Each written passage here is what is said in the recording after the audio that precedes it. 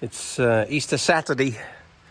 Beautiful day of rain, because what a day of rain means is I get to fix things. So tucked away in the dry. So today is replacing the teeth on the SG60 stump grinder for the skid steer. And I have learnt some nasty lessons already, but now I have it down to a science.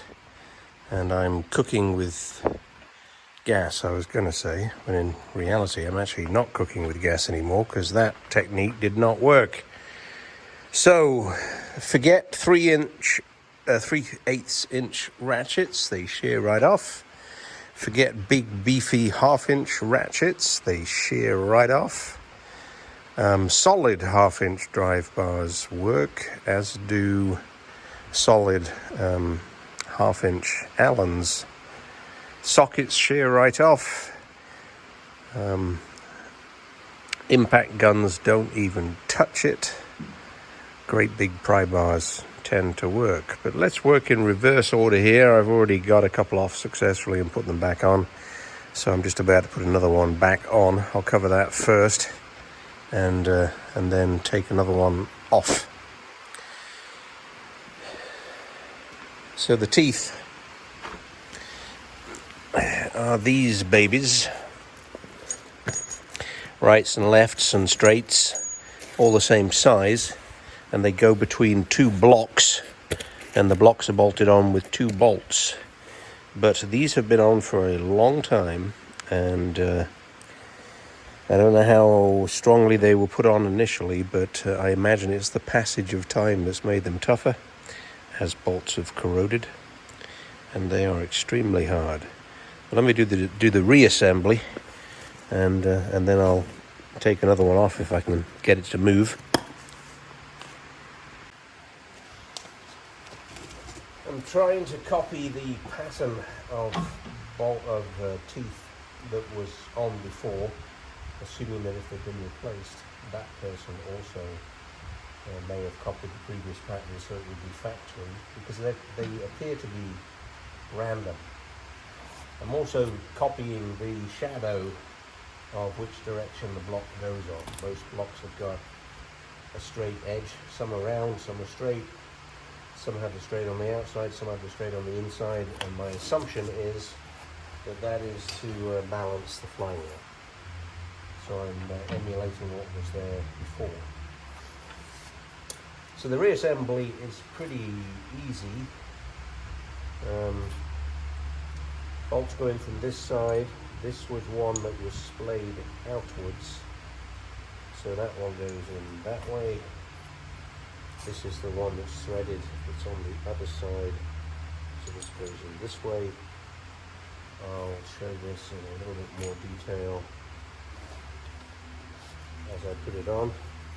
I'm just using lube to help it. These are very heavy duty 1/2 inch fine threads, so they do not need to be torqued or with anti-seize. Well, anti-seize might actually help. I don't have any, so I'm not using any. Once you've cleaned them all up and they're nicely lubed, they of course start back in the threads quite nicely. They just bolt straight through into the back, because they're fine threads and always they're a little bit more difficult to start.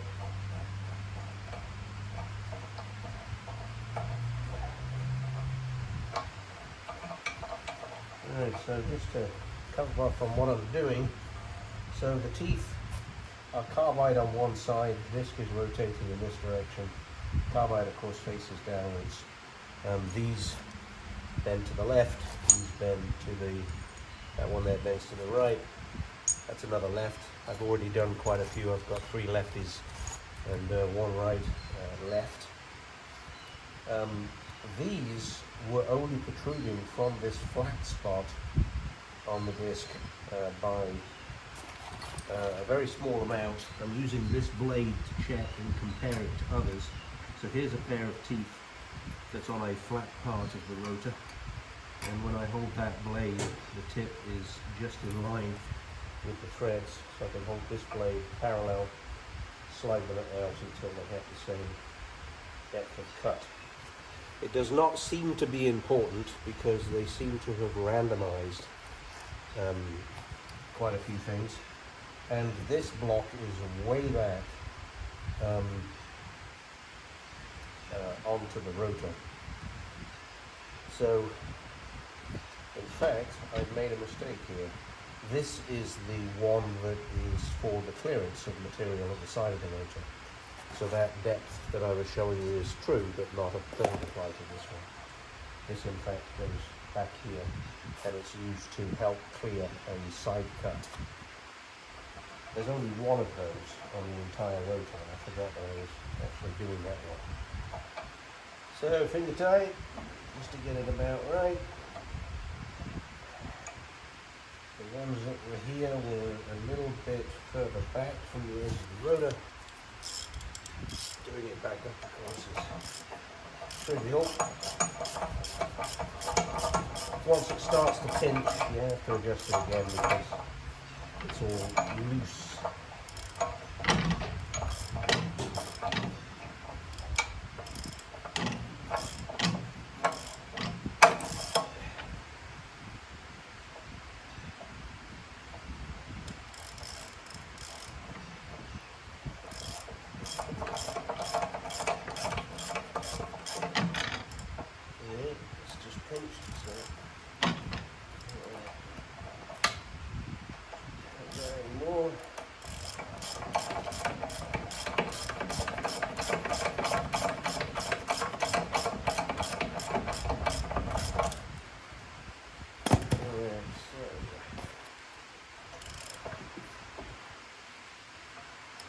Setting the depth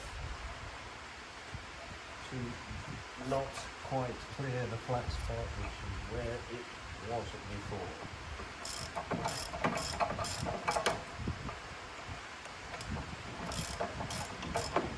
Now they've just started to pinch. So that's how they... The rotor has two holes where you can put a bar through to hold it still. And no, I don't use that baby to tighten it up. I have to use something rather more substantial.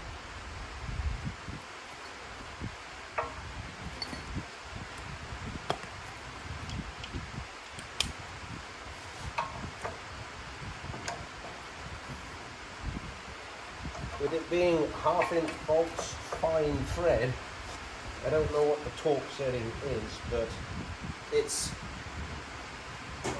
substantial. If I were to guess, it's 200 pound-feet. I do not know if that is the torque setting, but that's what I'm doing. I've got about 18 inches here, and I'm pulling at about 150 pounds or so.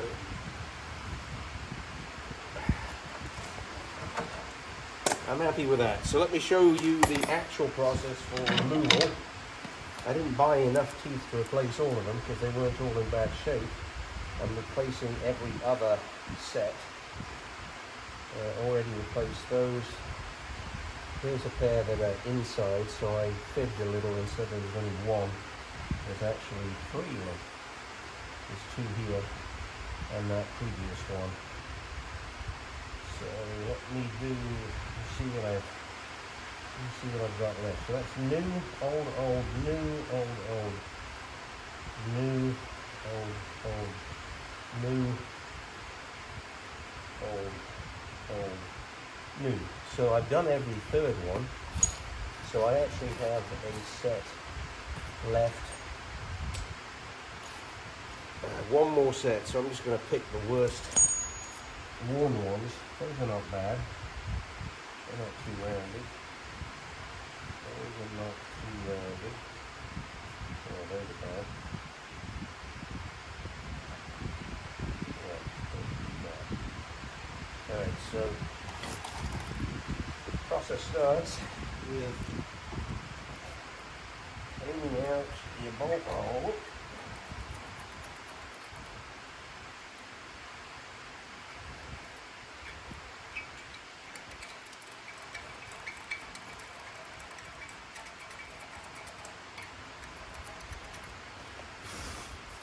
With a small screwdriver. The PB blaster is not to help the surface of the bolts, but it dribbles down the back and catches the threads as they go through. Makes it a little bit easier to bring it out. So if this one will move, I will remove it. And then I'll put the hole on the inside, right the way through. So what I'm using is a 1/2 inch Allen. I've already twisted this one and sheared it off. But it still works, and it's now nice and short, so it won't twist again. Make sure that it is very nicely in. Nice and solid. 3-foot extension bar did not work. 4-foot extension bar does work, or at least has, I should say. And this takes about all I've got. And if it moves, it's going to move. If it doesn't, I give in. So that moves. That was good. Let's hope the other one moves. And if that one does, then I can remove this. So in very securely. And a 4-foot bar. So I'm putting probably, I weigh 240. I'm probably putting 200 pounds of weight on a 4-foot bar. So I'm talking 1,600 pound feet.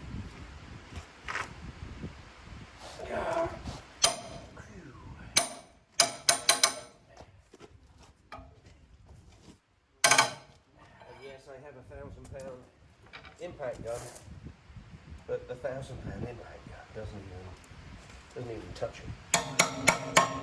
So once it's broken free, I know it'll come out. And after 2 or 3 turns with this, I can then use the 1/2 inch Allen on the ratchet.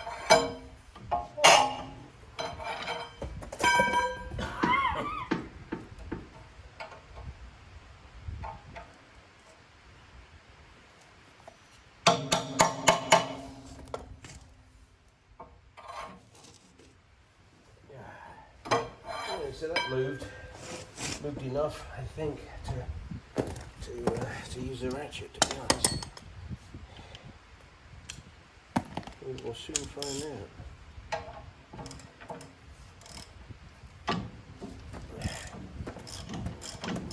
Yeah.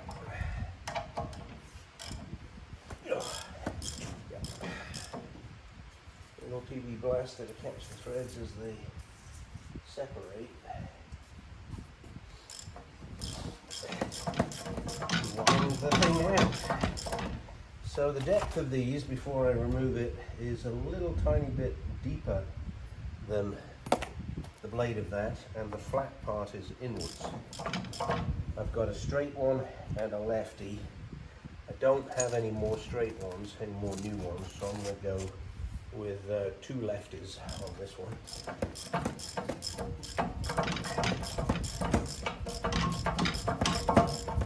Leaving 2 righties for that pair on my 2 parts of it. So these of course come out, and this is the one that's on this side with the bolt heads in the recesses. This is a left. This is what happens when the bolts shear off. 1/2 inch bolt just sheared right off. That's a tooth that broke off, and that of course is the block that receives the bolts. So with that done like that, I cannot remove those. I could perhaps drill them and use an easy out, but the torque required to shear it off was so high, I don't think I'm ever going to get that out. These are unfortunately $43, and the bolts $9 each. So it is not worth accidentally using the wrong technique and ruining more than just one of these things. Fortunately, I made both of my 2 mistakes on the same set of teeth.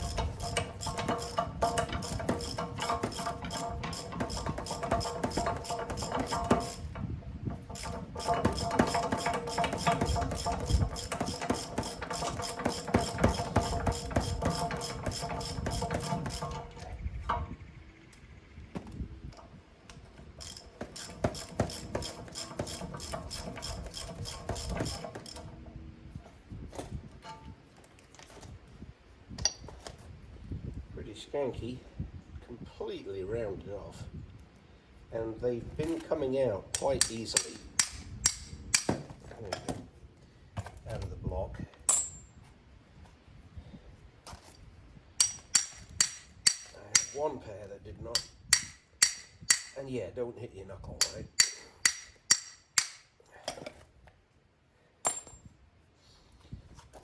Nasty. So I've been cleaning this up just a little, not worrying too much about it.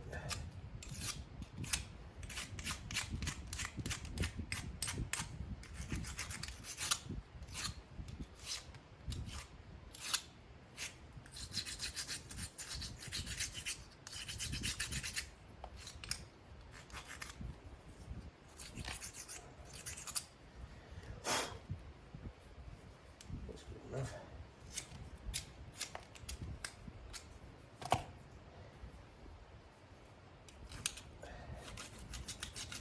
Stuff that's been packed in here, packed in for a long time. I think this head is 2010, which to me feels like brand new, and I forget sometimes that it's 13 years old.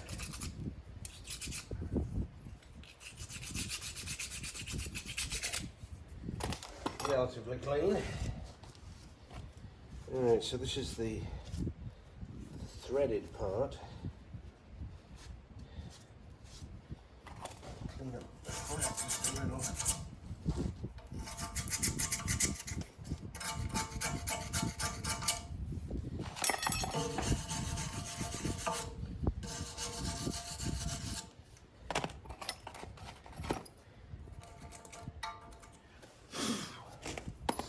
Alright, so that's the threaded one. I'm going to go lefty, I think I said. Those are two lefts. That's a right and a left. Both of these are right and left, so I don't want to do that. I'm going to go 2 to the left. So it's going in there like that. It's going in there like that. Recesses on that side, flat to the back, goes in like that. Clean up the bolts. I think the biggest issue is fine thread bolts, very subject to spalling up with a bit of rust.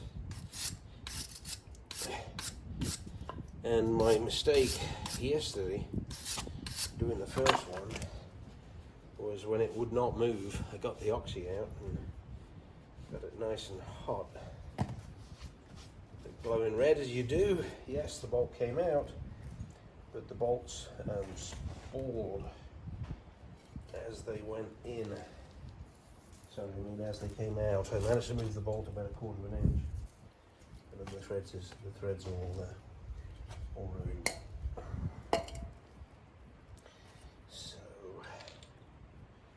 Bolt. Started.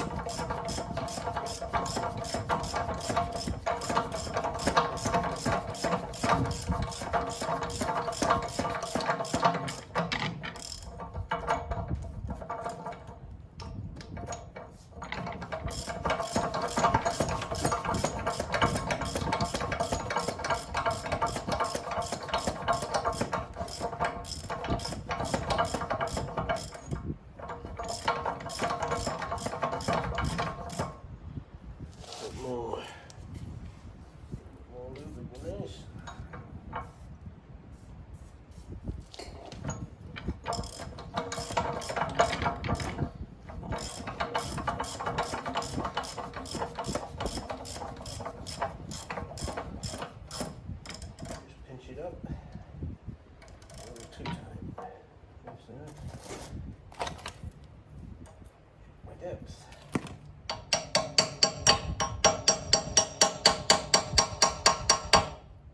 Right.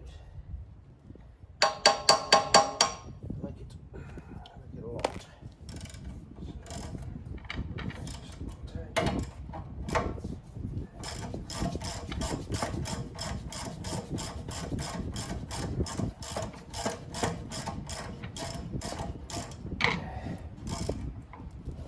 Snap it up with this little baby initially, and then snug it up better with the big boy.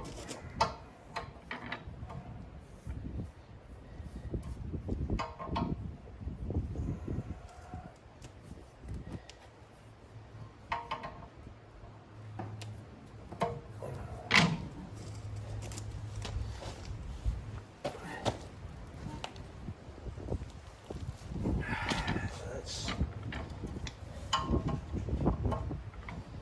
probably 150 at 18 inches, so that's 225 as a torque setting. So I like that now. I've replaced all of these ones that you can see that are clean, and I have one that I cannot replace because the bolts sheared off and I have to wait for the new one to arrive. So that's the ruined one, and I've got two more nice ones left. And that'll be for another day. So now it's just a matter of tidying up, and I am all done. I don't like that this is drooping down, and when I turn it on, it catches the blacktop. So I'm going to put a piece of wood under that, just so that that will stay off the ground a little. But there you go. That is the replacement of teeth on an SG60 stump grinder.